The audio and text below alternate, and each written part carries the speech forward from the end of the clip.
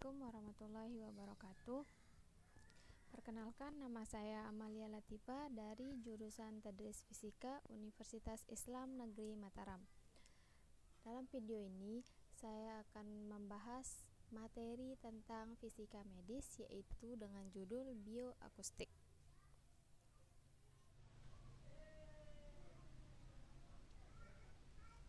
Oke, kita langsung saja ke PowerPoint-nya. Bioakustik. Yang pertama, kita membahas tentang bunyi. Apa itu bunyi? Bunyi merupakan vibrasi atau gerakan dari molekul-molekul zat saling beradu satu sama lain, di mana zat tersebut terkoordinasi menghasilkan gelombang serta mentransmisikan energi tanpa disertai perpindahan partikel. Gelombang bunyi dan kecepatan. Gelombang bunyi dapat menjalar secara transversal atau longitudinal. Bunyi mempunyai hubungan antara frekuensi vibrasi yang biasa dilambangkan dengan F, yaitu bunyi, panjang gelombang lambda, dan kecepatan, yaitu V. Secara sistematis, hubungan itu dapat dinyatakan dalam rumus F sama dengan V per lambda. Kemudian sumber bunyi adalah semua benda yang bergetar dan menghasilkan suara merambat melalui medium atau zat perantara sampai ke telinga. Contoh sumber bunyi yaitu pembakaran minyak dalam mesin, instrumen musik, gerakan dahan pohon, lonceng, garpu tala, dan sebagainya. Berdasarkan frekuensinya, bunyi dibedakan dalam 3 kelompok. Yang pertama, bunyi infrasonik dimulai dari 0 sampai dengan 20 Hz. Kemudian yang kedua, bunyi audiosonik dimulai dari 20 sampai 20.000 Hz. Kemudian yang ketiga, bunyi ultrasonik, yaitu di atas 20.000 Hz. Intensitas bunyi. Intensitas bunyi yaitu energi yang melewati medium 1 meter kuadrat per detik atau watt per meter kuadrat. Ketika mendengarkan bunyi yang terlalu keras, tentunya telinga akan merasa sakit. Sebaliknya, bunyi yang terlalu lemah tidak akan mampu didengar. Kebisingan. Kebisingan ini dibagi menjadi 3, audible noise, yaitu bising pendengaran, occupational noise, yaitu bising yang berhubungan dengan pekerjaan, dan yang ketiga impulse noise, yaitu bising impulsif. Yang pertama, audible noise.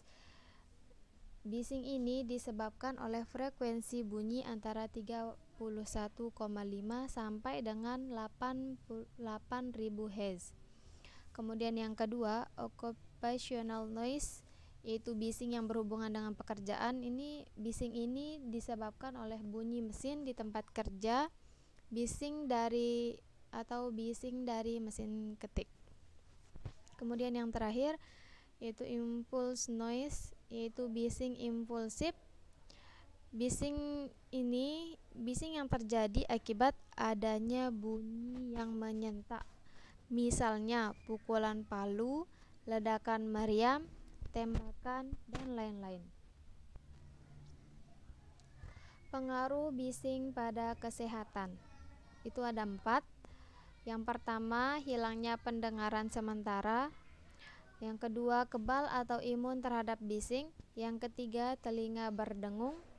Yang keempat, kehilangan pendengaran menetap, biasanya dimulai dari frekuensi 4.000 Hz. Pencegahan ketulian dari proses bising yaitu ada 3, memberikan pelumas dan peredam pada mesin yang menghasilkan bising, menggunakan tembok pemisah antara sumber bising dengan tempat kerja, kemudian yang terakhir menggunakan pelindung telinga. Kemudian kita berlanjut ke telinga. Bagian-bagian utama telinga yaitu ada 3: telinga luar, telinga tengah, dan telinga dalam. Telinga luar terdiri dari daun telinga, saluran luar, dan membran timpani, yang dimaksud gendang telinga. Kemudian telinga tengah, bagian ini merupakan rongga yang berisi udara untuk menjaga tekanan udara agar seimbang. Di dalamnya terdapat saluran eutasio yang menghubungkan telinga tengah dengan faring. Kemudian yang ketiga, telinga dalam. Telinga dalam atau labirin adalah suatu struktur yang kompleks yang terdiri dari 2 bagian utama, yaitu koklea atau organ pendengaran dan kanalis semisirkuler atau organ keseimbangan. Kemudian kita berlanjut ke tes pendengaran. Yang pertama, otoskopi, yaitu pemeriksaan dengan menggunakan alat semacam teropong. Ini tergolong pemeriksaan awal. Nah, fungsinya untuk melihat liang telinga, apakah ada infeksi atau kotoran telinga. Selanjutnya, condition orient response atau CORS. Pemeriksaan ini dapat dilakukan pada bayi usia 9 bulan sampai 2,5 tahun untuk mengetahui perkiraan ambang dengar anak. Caranya, gunakan alat yang dapat mengeluarkan bunyi-bunyian dan biarkan anak mencari sumber bunyi tersebut. Kemudian yang ketiga, brainstem evoked response audiometry atau BERA. Pemeriksaan ini dapat dilakukan pada semua usia. Fungsinya untuk mengetahui respons ambang dengar seseorang. Pemeriksaan yang tergolong objektif ini mengharuskan anak dalam keadaan tidur, hingga anak harus dikondisikan tidur lebih dahulu.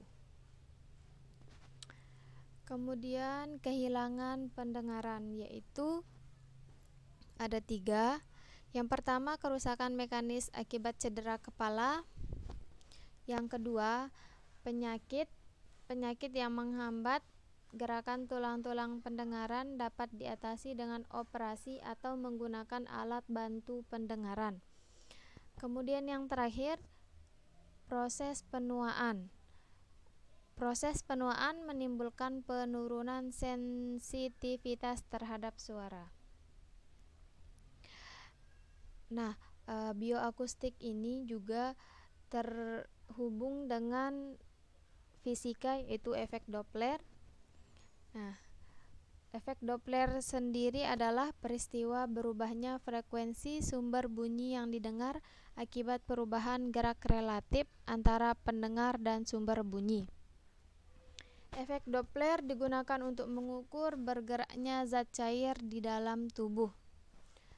Kemudian persamaan efek Doppler yaitu F pendengar sama dengan kecepatan kurang lebih kecepatan plus minus kecepatan pendengar. Yang pertama ini kecepatan utamanya, ya, maksudnya kecepatan sumber dibagi kecepatan sumber plus minus kecepatan sumber bunyi dikali frekuensi sumber bunyi. Kemudian ultrasonik dan aplikasinya dalam dunia medis. Bunyi ultrasonik dengan frekuensi di atas 20.000 Hz. Efek gelombang ultrasonik ada 4: mekanik, panas, kimia, dan biologis. Frekuensi dan daya ultrasonik itu ada 3. Yang pertama untuk diagnostik, yaitu F sama dengan 1 sampai dengan 5 MHz, dayanya sama dengan 0,01 watt per cm². Untuk pengobatan, yang kedua untuk pengobatan yaitu daya sampai 1 watt per cm². Dan yang terakhir, yang ketiga, untuk merusak sel-sel atau jaringan kanker, yaitu dayanya 103 watt per centimeter kuadrat. Kemudian ultrasonik sebagai pelengkap diagnostik. Ada 3 juga. Yang pertama, scanning. Scanning yang dicari besar amplitudo yaitu mendiagnosa tumor otak, memberi informasi tentang penyakit mata dan tumor retina. Kemudian yang kedua, base scanning. Disebut bright scanning. Metode ini banyak digunakan di klinik karena dapat memperoleh gambaran 2, 3, bahkan 4 dimensi. Kemudian yang ketiga atau yang terakhir, ultrasonic M scanning, yaitu modulasi scanning untuk memperoleh informasi gerakan alat-alat, misalnya jantung, timbunan zat cair dalam kantong jantung. Penggunaan ultrasonik dalam pengobatan ada 3. Yang pertama, karena ultrasonik mempunyai efek kimia dan biologis, maka dapat digunakan sebagai pengobatan. Yang kedua, ultrasonik memberi efek kenaikan temperatur dan peningkatan tekanan. Efek ini timbul karena jaringan mengabsorpsi energi bunyi, maka dipakai sebagai diatermi. Kemudian yang ketiga, ultrasonik sebagai diatermi, yaitu intensitas yang dipakai 1 sampai dengan 10 watt per centimeter kuadrat. Oke, mungkin sekian presentasi atau penjelasan materi tentang bioakustik yang telah saya jelaskan. Kurang dan lebihnya saya mohon maaf. Wabillahi taufiq wal hidayah. Wassalamualaikum warahmatullahi wabarakatuh.